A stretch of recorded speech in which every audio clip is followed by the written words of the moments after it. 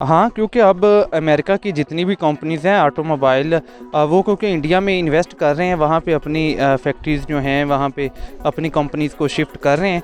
तो ये अच्छी बात है इंडिया के लिए और खुशाइंद बात है कि इंडिया इस ऑटोमोबाइल में जो है वो तरक्की कर रहा है। कहता हूँ कि एज़ पर अगर आप पाकिस्तान गवर्नमेंट को कंपेयर करते हैं as compare to India taxes कम लगवा रहा है जाके। बिल्कुल ये बात भी मानी जा सकती है। इंडिया वो जगह ले रहा है। इंडिया काफ़ी ऐसी जगह पे बहुत बेहतरीन काम कर रहा है, जिस तरह आप देख सकते हैं कि यूनिवर्स में उन्होंने अपना रॉकेट्स वगैरह भेजे हैं।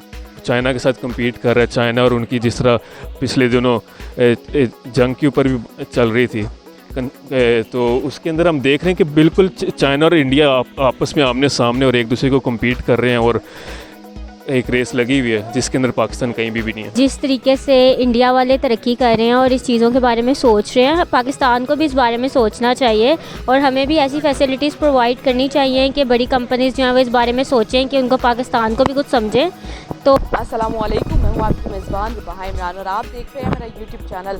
आज के प्रोग्राम में हम बात करेंगे इलेक्ट्रिक कार कंपनी टेस्ला के बाद अमेरिका की एक इलेक्ट्रिक मोटर कंपनी जो कि अपनी मैन्युफैक्चरिंग यूनिट इंडिया शिफ्ट कर रहा है। इस हवाले से पाकिस्तानी आवाम क्या राय रखती है ये जानते हैं। टेस्ला कार कंपनी के बाद अमेरिका की एक और कंपनी है इलेक्ट्रिक मोटर कंपनी ट्राइटोन, जो कि अपनी मैन्युफैक्चरिंग यूनिट जो है वो इंडिया मूव कर रही है, यानी कि इंडिया से लगाने जा रही है। इस हवाले से आपकी क्या राय है? देखा जाए तो इंडिया उनको बेनिफिट, उनकी जो पॉलिसी है वो उनको दे रहे हैं, उनको बेनिफिट्स दे रहे हैं, तो इसलिए उन्होंने उधर इंडिया की तरफ मूव किया। अगर यही सारा बिज़नेस पाकिस्तान जो है वो उनको बेनिफिट्स दें और पॉलिसीज़ वगैरह दें तो क्यों ना हमारे पाकिस्तान में भी ये चीज़ें सेल्स हों और हमें भी फ़ायदा हो इस चीज़ से। वो जो इकनॉमिक पॉलिसीज़ अच्छी हों जी, उनकी जो टैक्स के हवाले से उनकी अच्छी पॉलिसीज़ हों जी, और जो इन्वेस्टर होंगे उनको कोई सिक्योरिटीज़ दे रहे हों जिस वजह से वो लेके आ रहे हैं, और बस। हाँ, ये इलेक्ट्रिक कार्स होनी चाहिए।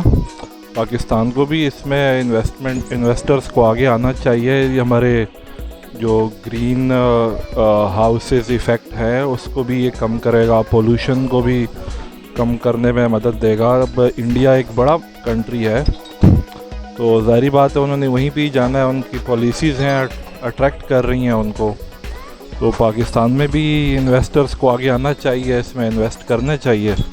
World biggest companies just like Amazon, eBay, Tesla, Triton, they are all moving to India. India is a global market now. India is a global leader in this kind of situation. तो मैं बिल्कुल एक बात कहूँगा, इससे booming economy, ठीक है। अगर आप साउथ एशिया की बात करें तो India is a booming economy और दुनिया को पता लग रहा है कि वो इंडिया की इस इकोनॉमी से फ़ायदा उठा सकते हैं। So they are moving to India और वहाँ इंफ्रास्ट्रक्चर भी अच्छा है, वहाँ सहूलत भी अच्छी हैं, और मैं गवर्नमेंट ऑफ पाकिस्तान से भी सेम एक्सपेक्टेशन करता हूँ कि इन्हें भी अपना इंफ्रास्ट्रक्चर, अपनी सहूलियात बेहतर करने की ज़रूरत है। देखें, सबसे पहले तो मैं ये बात करना चाहता हूँ कि एज़ पर अगर आप पाकिस्तान गवर्नमेंट को कंपेयर करते हैं as compare to India taxes कम लगवा रहा है जाके। आप अगर देखते हैं यूरोप के हवाले से, आप कतर को देखते हैं या बाकी किसी कंट्री, तो उसमें भी नो डाउट टैक्सेस हैं, पर हमारा जो एकदम से जो एक टैक्सेस का प्रोग्रेशन चला गया ना, वो बहुत उसका ग्राफ बहुत इंक्रीज़ कर गया है। तो मैं गवर्नमेंट से भी ये रिक्वेस्ट करता हूँ कि ये टैक्सेस कम करें। इसके अलावा भी बहुत सी ऐसी कंपनीज़ हैं, बहुत सी ऐसी चीज़ें हैं, ब्रांड्स हैं जो उधर लॉन्च होना चाहते हैं, पर गवर्नमेंट के इतने सख्त टैक्सेस और इतने सख्त पॉलिसी से कोई नरमी नहीं हो रही। तो इंडिया का यही है कि मतलब कि उन्होंने टैक्सेस जो हैं उन्होंने बहुत कम कर दिए हैं एज़ पर इन्वेस्टमेंट। जब इन्वेस्टमेंट होती है तब आपका रोज़गारी बढ़ती है तो आपका एस ऑफ बिजनेस बढ़ता है, तो बेटर आवाम को, पब्लिक को बेटर एक रोज़गारी भी मिलती है और बेटर फैसिलिटीज़ मिलती हैं। मैं सिर्फ यही कहना चाहता हूँ। ज़ाहिर है इंडिया ने हो सकता है उनको कोई ना कोई टैक्स हॉलीडे दिया हो या इसके अलावा कोई ऐसे फेवरेबल हालात हों उनके लिए, और इंडिया एक बिग मार्केट है, एक ये भी वजह हो सकती है। तो पॉपुलेशन भी ज़्यादा है, इसके अलावा जो है इंडिया बड़ा रैपिडली प्रोग्रेस कर रहा है, तो ये वजूहत हो सकती हैं। दूसरा ये भी है कि पाकिस्तान की मार्केट में जो दो तीन कंपनीज़ हैं, ज़्यादा उन्हीं की डिमांड है, तो अभी तक जब तक ये नई कंपनीज़ पाकिस्तान नहीं आती उस वक्त तक यहाँ पे उतना स्कोप नहीं है। अच्छी बात है। अगर इस तरह हमारे एशिया में भी यूरोप की निस्बत यहाँ पे भी तरक्की होने लग जाएगी, और अगर वो इंडिया आ रही है तो होपफुली पाकिस्तान में भी नेक्स्ट कुछ ईयर्स में भी इसमें तरक्की हो जाए, हम अपनी चीज़ें मैन्युफैक्चर करने लग जाएँ। अपनी कार्स मैन्युफैक्चर करेंगे तो हमें डेफिनेटली बाहर से रॉ मटेरियल भी कम यूज़ करना पड़ेगा, तो दैट्स रियली गुड। मैं ये सोचता हूँ कि हमारे यहाँ पे हमें एक नज़रिया जो है उसको सोचना पड़ेगा, उसके ऊपर देखना पड़ेगा, क्योंकि हमारे यहाँ पे जिस तरह टिकटॉक के ऊपर आपने देखा, टेक्नोलॉजी जो भी होती है उसके ऊपर जो भी एक बात चलती है उसको हम बैन कर देते हैं। इस तरह पूरी जो कंपनीज़ होती हैं वो डिस्टर्ब होती हैं, इन्वेस्टमेंट आना बंद हो जाती है। हमें इन चीज़ों के ऊपर इस्लामिक जो कंट्रीज़ होती हैं, थोड़ी सी भी किसी यहूदी मुल्क से बात होती है तो हम यहाँ पे क्या करते हैं कि आग लग गई है, ऑफिसेज जला देते हैं। तो इन चीज़ों को हमें रोकना पड़ेगा, फिर ही इन्वेस्टमेंट्स आएंगी। ईज़ ऑफ डूइंग बिज़नेस पैदा करना पड़ेगा। ऐसे इन्वेस्टमेंट नहीं आएंगे। अब हमसाया मुल्कों में आ रही है इन्वेस्टमेंट, चाइना में देखें कितना बिज़नेस है, इंडिया में देखें कितना। पाकिस्तान को भी उन्हीं पॉलिसीज़ को फॉलो करना पड़ेगा और यकीनन बेहतरी आएगी, क्यों नहीं। जिस तरीके से इंडिया वाले तरक्की कर रहे हैं और इस चीज़ों के बारे में सोच रहे हैं, पाकिस्तान को भी इस बारे में सोचना चाहिए और हमें भी ऐसी फैसिलिटीज़ प्रोवाइड करनी चाहिए कि बड़ी कंपनीज़ जो हैं वो इस बारे में सोचें कि उनको पाकिस्तान को भी कुछ समझें। तो सिर्फ इंडिया को नहीं सोचना चाहिए, इसी तरीके से हम आगे बढ़ेंगे। मेरा सवाल ये है कि आपको क्या लगता है ऑटोमोबाइल इंडस्ट्री में इंडिया जो है वर्ल्ड लीडर बनने जा रहा है, इस हवाले से आपकी क्या राय है? देखें whoever deserve he get, ये एक मिसाल भी है, जाके जो डिज़र्व करता है उसको मिलता है। वही वाली बात आ जाती है जो इस सवाल की है कि मतलब कि उन्होंने बेहतर पॉलिसी दी हुई है, बेहतर फैसिलिटी दी हुई है, तो इस पर उन पर ट्रस्ट भी ज़्यादा हो रहा है जाके। तो जो आवाम को ज़्यादा फैसिलिटी दे रहा है और जो दे रहा है, तो एज़ पर पूरी वर्ल्ड में भी उन पे ज़्यादा एक ट्रस्ट ही समझा जाता है। तो मैं यही पूछ रहा हूँ कि अगर इंडिया के वहाँ पे हो रहा है तो इंडिया ने अपना एस ऑफ बिज़नेस और एस ऑफ प्रोग्रेशन ज़्यादा किया हुआ है ताकि उनको बेहतर फैसिलिटी मिले। हाँ, क्योंकि अब अमेरिका की जितनी भी कंपनीज़ हैं ऑटोमोबाइल, वो क्योंकि इंडिया में इन्वेस्ट कर रहे हैं, वहाँ पे अपनी फैक्ट्रीज़ जो हैं वहाँ पे अपनी कंपनीज़ को शिफ्ट कर रहे हैं। तो ये अच्छी बात है इंडिया के लिए और खुशाइंद बात है कि इंडिया इस ऑटोमोबाइल में जो है वो तरक्की कर रहा है आने वाले कुछ सालों में।